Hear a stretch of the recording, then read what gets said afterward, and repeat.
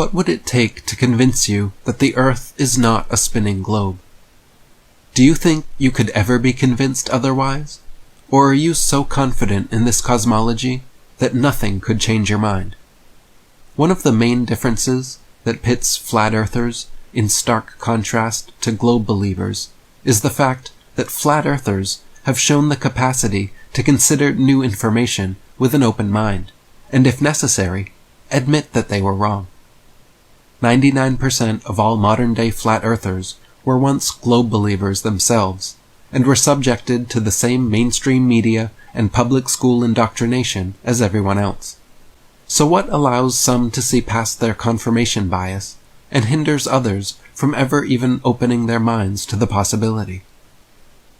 There is one key characteristic, one personality trait that is particularly noticeable in flat earthers that is rarely seen in globe defenders. The more you pay attention to people on both sides of the issue, the more blatantly clear it becomes with time. This most obvious difference between those who accept and reject the flat earth is humility. I can already hear the audible groans and see their eye globes rolling back in their sockets, but it's true. The main reason most people reject flat earth is because they lack the humbleness to accept that they might be wrong and cannot temper their egos long enough to truly listen to and fully consider the opposing side. Deep down, they don't want to admit that they may have been duped, and so will continue to double and triple down on debunked explanations rather than opening their minds to new possibilities.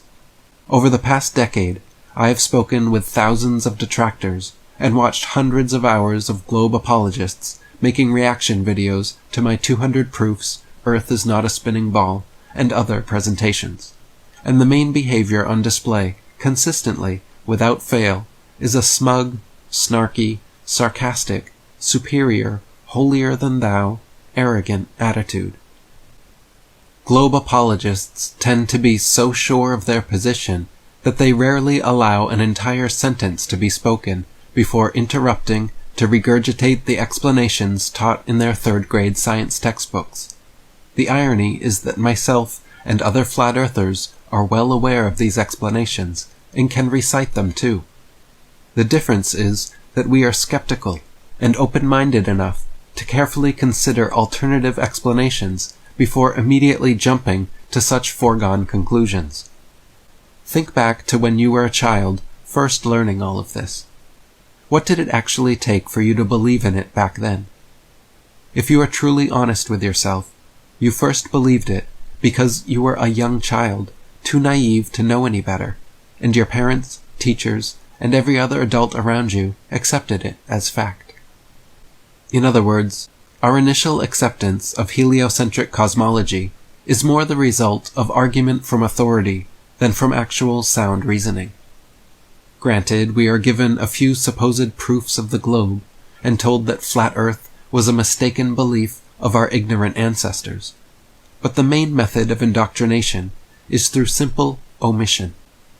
Students are only ever educated about one perspective, one possibility, and told it is the gospel truth.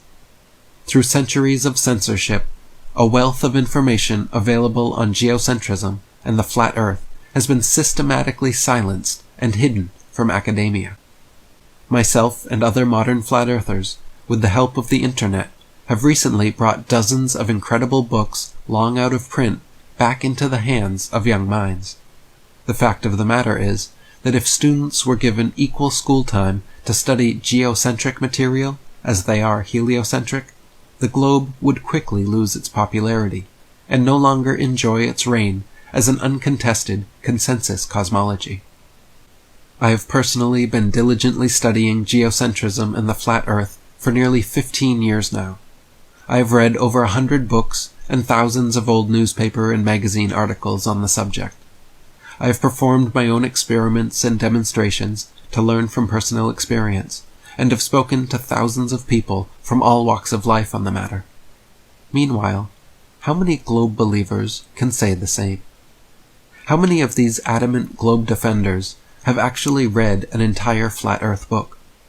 How many have read 10?